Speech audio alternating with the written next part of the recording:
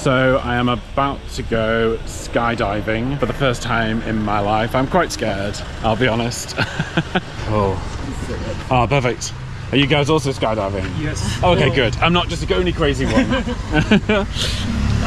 We've already booked, I think, online. Okay. Yeah. But you saying you do hiking as well? Yeah, I do myself. Amazing. I'm the guide and Oh, wow. Yeah. And this is your brother's? Yeah, it's my brother. Paragliding Paragliding company. company. So I'm in safe hands. Yeah, he's more than 10 years experience pilots running and here. Hello. Hey, nice to have you here. Thank you. Maybe we are almost done. Yes, So I'm what you finished. need Yep. to do, maybe we your payment and we procedure. Payment, perfect. Yeah. I've just signed my life away, so if anything happens, let me get payment out.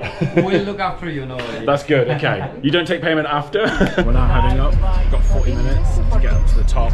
And then, do we have to wait for weather conditions? Or? We have to wait for our turn. Ah, The condition looks already good. As long as you have the sun, we will have a nice wind. perfect. And in this case, we don't have to wait for the condition, but we will be waiting for our turn. Okay, Because there will be about like 500 people, Ah, including wow. pilot and passengers. Ours is like a designated spot where people have to set Yes, off. yes. Yeah. There is only one takeoff, Yep. so we have to wait for our turn. Okay. That's where I'm going to be up there soon. Wow. Do I follow you, yeah? Yes. Okay. So we're here. We're at the top of the mountain now. And gosh, you weren't lying when you said there's quite a queue of people waiting. Yes, there are a lot of them. Yeah. And also I didn't expect when you see at the top there's just like 1, 2, 3, 4, 5, 6 all together. like an airport. Yeah, we'll be flying one after another. One Yeah. after another. Amazing. And when there is a constant wind coming from the front, then we can keep on doing takeoff. So in 1 minute we can do like 5 to 10 takeoffs. Right, so if the conditions are right, then Yeah, if- it's just go, go, go. Yeah, we can keep on going. Look Yep. at them, there are so many gliders.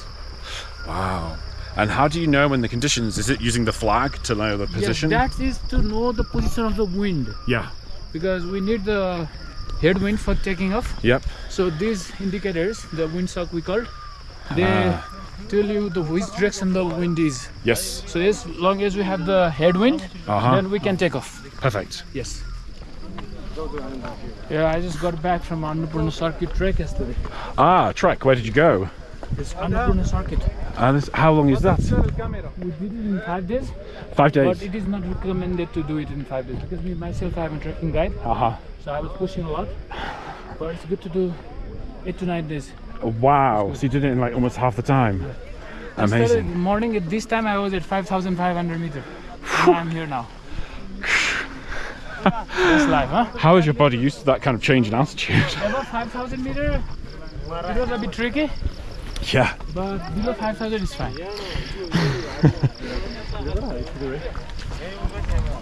Wow.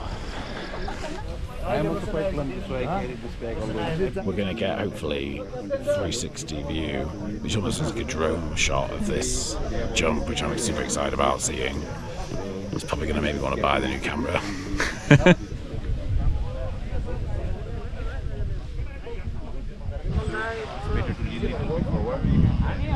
I'm all harnessed up, we're all prepared, busy just finishing off the final touches whilst everyone around me is ascending into the air.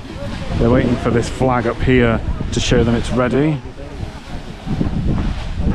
And then we're going to be heading all the way down here. Well, we can even ascend as well, which I'm super looking forward to. I was really nervous on the bus coming up here, but now I'm here, I feel a lot more calmer. I feel more chill. Wow. They just go straight up.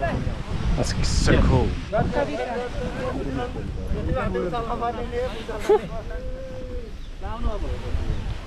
Amazing. Thank goodness I've got this as well so my GoPro doesn't fall off. You ready? We will be looking forward. Okay. Waiting for the wind. Yep. Just look at the top of that hill, okay? Ah, okay. When the wind is coming, we can see those trees are moving, you see? It Yes. means the wind is coming. And we can see either the wind is right or not in this thing. Uh-huh. this we call the wind side. Once I think it's the good wind for us to take off, I'll be asking you to walk forward. Okay?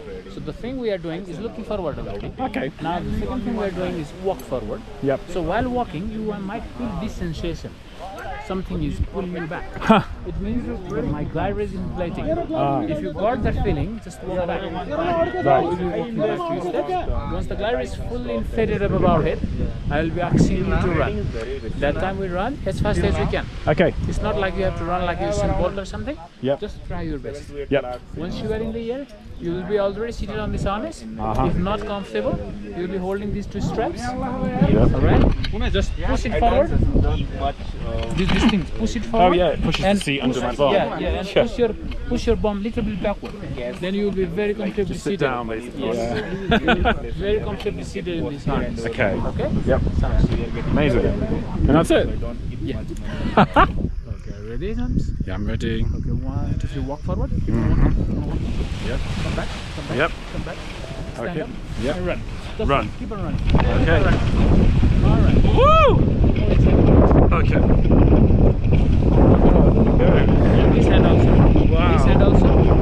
Yeah, go for this hand also. Can you stay comfortable? Oh yeah, I can feel like probably going into the. Alright. Oh, nice. There are so many. Immediately I was like, is my phone in my pocket okay? Wow. Oh my gosh. This is amazing. Oh wow, that's the site we just set off from there. Yes. Oh cool. Ah, so the sound tells you whether you're descending or ascending. Huh. I'm setting that it will not let me know if I am descending, and then I will know. Wow, that's amazing. Oh, that's so cool. I see what you mean about getting tired because the wind. What's that? The wind is obviously putting pressure on the stick. Wow. And can you just feel the waves? Like, you know, like, or you feel the wind, you know, when to. We feel it in our hands. We feel the pressure. Wow. The wind pressure. Are you feeling comfortable, James? Oh, very comfortable, yeah. I'm a bit forward, aren't I? Lean back, relax. Yeah, it's okay. You can lean back. Okay.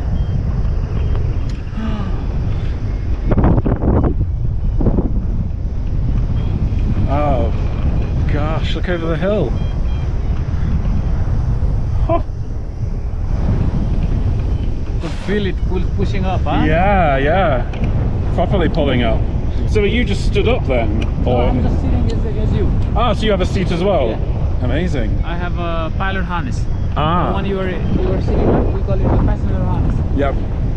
Ah, I wondered why I could feel your knees, because I was like, oh. Because I'm sitting. Yeah. Why would you need to hike when you can just paraglide? Oh my god, look at. I keep starting to lean forward because I want to look more like.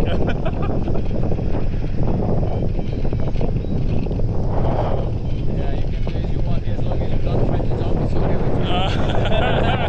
Just don't try and jump out. And just don't forget, you don't have a suit with you. No, that's true.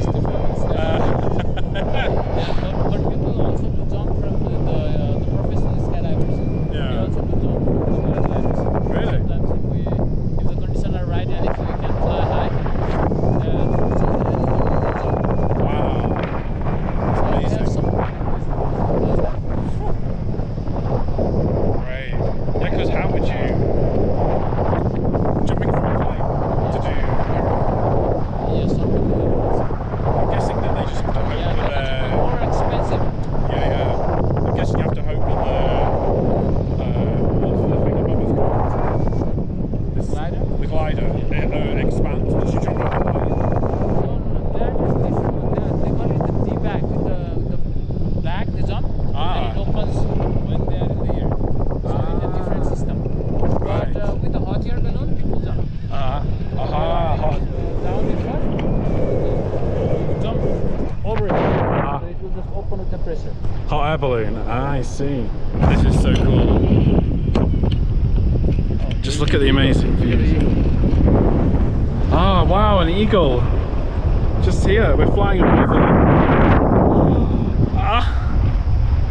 Look at that. Hey, buddy. Look at that. Just on the edge of our... Is this okay? Do you like this feeling? Yeah. Are you getting dizzy a bit? A little bit like my tummy is funny, but I think it's because I'm focusing on the camera more than anything else. And we're So at I'm the same time circling a lot. Ah. So I recommend you not to look down. Try not to look down. Yeah, try not to look down. Okay. And don't focus on the camera. Yes. It's somewhere very far, okay? Yeah. So peaceful up here.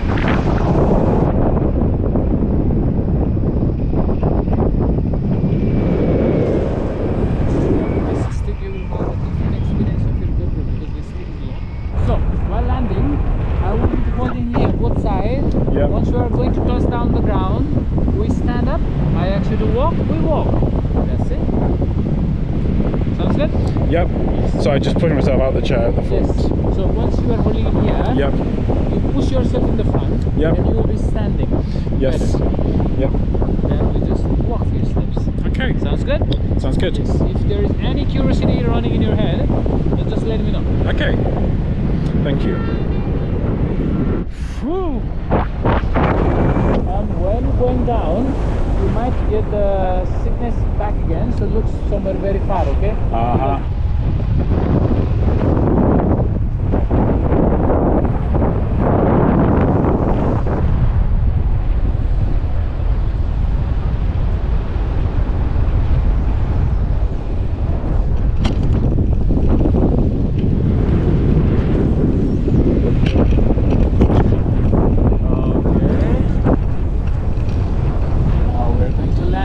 Yep. Do you mean to stand up? Wait, just wait. Stay like that, Harvey. Yep.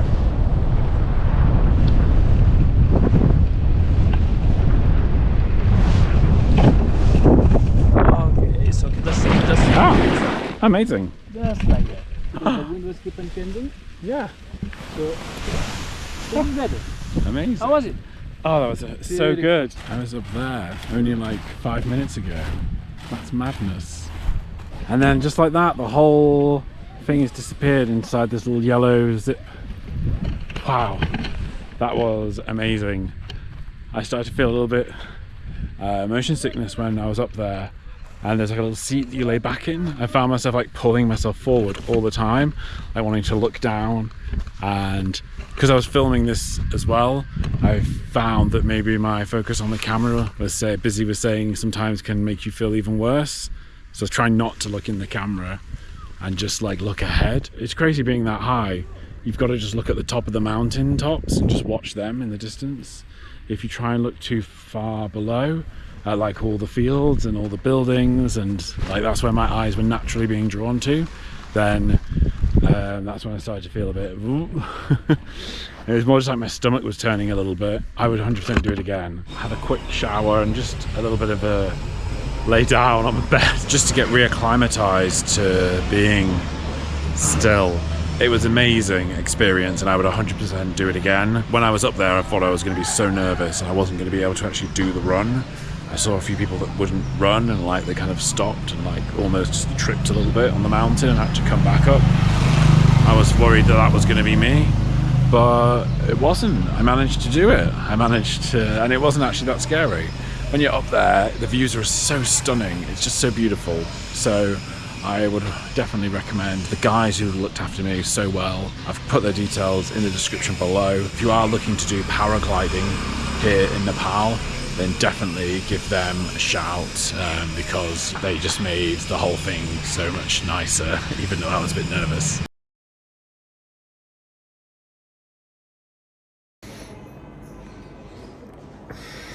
So not the place I was expecting to be spending 3 days in Pokhara. Was a hospital with food poisoning. I've just been through 2 sets of IV drips and 3 sets of antibiotics over the last 3 days. I had 2 cannulas in. I was not able to keep any water down whatsoever for 24 hours. I was drinking this water here, which has got like like salts in it, like rehydration. And after drinking like 3 of these in 24 hours, it was all just coming straight back out, but not from where liquid normally comes out, which was quite worrying because after having not weed for like 24 hours, I was like, something's not right here. And then later in the early hours of that second morning when I was in the hotel room, I was starting to be sick as well, and that was new. So I thought, this isn't good. I should probably go to the hospital. Thankfully, there was a hospital like a 5-minute walk around the corner from where the hotel was. But when I walked there at 3 a.m, it was shut. So I walked back to the hotel and I asked the night porter, can you please get me to a hospital? And he did. He managed to walk me back to the same hospital that I went to originally, but then he called the number outside and they opened the hospital for me. Like, they switched on all the lights, the nurses came out, and they were amazing. They were like really good at explaining what was going on. I don't think I actually realized until now, looking back on it, how out of it I was.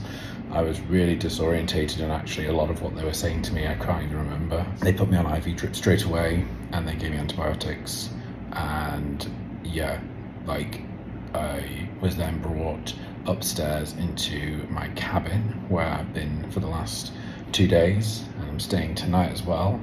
I'm rocking these super cool blue trousers, and I've even got a TV in my little room here, and my little bed with the little adjustable arm here. And then also, what's great is I have a full menu that I can choose from. So I didn't eat anything for the first 2 days. I didn't eat any solid food. I think maybe I had 1 pastry the first day I was not in hospital, but then I've been slowly starting to eat solid food now. I'm having 3 meals a day, but like tiny meals. And today was the first day that I've had a solid. Yes, can't believe I'm putting this on social media. This is disgusting. But I thought, would I be interested to know what it's like when someone gets food poisoning abroad and what happens? And I thought maybe. So who knows? If you don't like it, you'll have scrolled past by this point. This definitely came from eating a beef burger in Nepal, in Pokhara, and strangely it was at the hotel I was staying at. Now, there was a beef burger, there was a veggie burger option, there was a chicken burger option. So I had no idea about this, because in Nepal generally you can't get beef because it's a very highly populated Hindu country.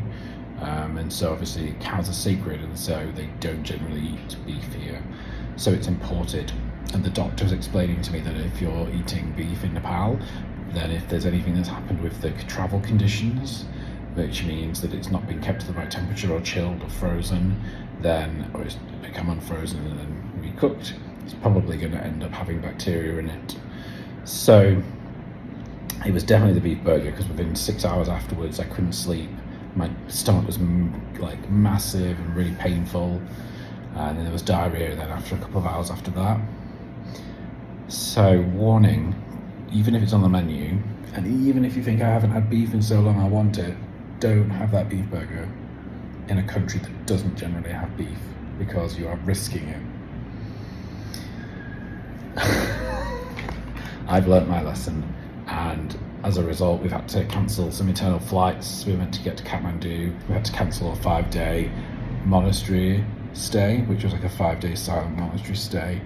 But it's okay, like this is just the universe giving me a sign that it's time for me to just rest and relax. I'm very grateful that there is Wi-Fi here in this hotel. Very grateful that I have my iPad with me, and so I'm able to watch some shows on Netflix, and also this TV has got some British channels as well. And it's crazy, like I woke up this morning and I opened the curtain, and then you're like, oh, even though I'm in hospital, like these are the views. So, you know, it's pretty nice. It's strange, I've actually been watching Race Against the World on BBC iPlayer, and you watch that show and it's obviously people traveling, and then you forget in your mind that you're still in another country traveling, so you do have amazing views like this just outside. So yeah, the hospital have been amazing. As I said, the nursing staff here have been great. They've really looked after me, and also they let Ed come and visit me whenever he wants to. He's also not been very well, so he has just stayed in the hotel room, and he had to come back down early from his hike that he went to do in Danforth, which I couldn't do because of me starting to have food poisoning and diarrhea. So yeah, and I'm also really impressed as well. Like, look at the size of this room; it's huge.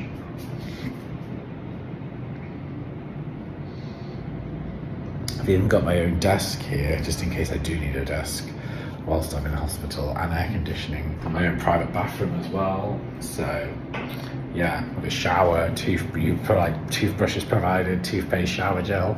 It's almost like being in a hotel, really. You've even got a telephone where you can call down to reception when you need anything. The hospital as well have been really good. They've managed to sort out all the insurance information for me, so I just sent them an email that I got from my insurer when I was told I had to stay overnight. I contacted my insurer. They sent me an email with a PDF that needed printing, so the hospital printed it. I signed what I needed to sign, and then the hospital has liaised with the insurance company directly. So I think everything from that side, I think is all good. I'll probably find out later if I need to pay anything or not. I chose an insurance policy without an excess, so I don't think I should. When I first came in, they obviously took loads of vital signs. So they took they put the thing on the finger to check my pulse, and then they listened to they did my blood pressure. They also took a blood sample as well, and then they also asked like a urine and a stool sample, although they pretty much, well, I'm not going to go into detail about it. It was so strange. They put all of these different things on me to do, it's like an ECG, but like an old school ECG machine, where it printed out on paper like the lines of my heartbeat. So they put like clamps on my feet and one on my arm, and then like little sucker things on my chest to get like my heart rate rhythm printed out. Very old school. And then after that, on the first full day I was here, after I arrived at 3 a.m, they said they wanted to take me for an ultrasound of my abdomen. They wanted to see whether or not they could see any parasites or any kind of inflammation within my intestines. So we had to get in the car and drive to a facility, which was about a 10-minute drive away, and where we showed up, and then there was a specialist with the ultrasound where we went in, and he was a fan of Man United, so we had some good banter, and then he did the scan, and then we jumped back in the car and came back. And it's really interesting. We've managed to the doctor explained to me that some of the things are quite high, some of the scores, but he said that would be expected right now, but there isn't any parasite that they can see from all the tests they've done, so that's positive. And also because I'm improving, it shows that things are going well. The insurer has been really good actually, and they couldn't get hold of me because my mobile signal hasn't been allowing me to receive calls in Nepal since I've arrived. So they sent an email saying they were trying to get hold of me to check if I was okay, and so I spoke to them, and they basically said they just wanted to check if I was okay because of Nepal. I think it's not considered generally that the healthcare system here is on par with maybe other countries, so they were worried that I wouldn't be getting a standard of care. But I explained to them that I've been happy with the care I've received, and the hospital's been really good, and so they just wanted to make sure that everything that I felt needed to be done was being done. So I've been getting some really good quality care here in this hospital by these lovely two nurses here. Hi. We've just been discussing YouTube and all the fun of creating content on YouTube together. Yes. Yeah. And they've been very helpful, making sure I got to my ultrascan appointment safely, and explaining everything that's been going on. So yeah, thank you very much. Thank you. And thank you for being such a nice patient. Oh, thank you. And yeah, there was only one thing the doctor said, that there was a test they cannot do here because they don't have the facilities. But he said he probably doesn't think it's a necessary test. He said if it is, then you'd have to go to India or another country where they have those tests. But for now, everything seems to be going okay. So yeah, I'm starting to eat more and more. I'm starting to feel better. Hopefully, I should be out of hospital tomorrow. So yes, I think I'm just going to have to take it easy for now. I wanted to share this anyway because my part of why I'm sharing all this content around my travel isn't just to show like all of the amazing and exciting things and parts of it. It's also to share the reality. And the reality is, eventually, if you travel for as long as I'm probably going to travel, food poisoning is going to happen, and it did. And it was quite intense because I ate probably something that was not good, and a lot of it. So one full burger is all it took for me. So yeah, but I hope some people found this useful. I will definitely remember this experience for a long time to come. So yeah, just don't eat that beef burger in a country that doesn't eat beef. It's just not worth it.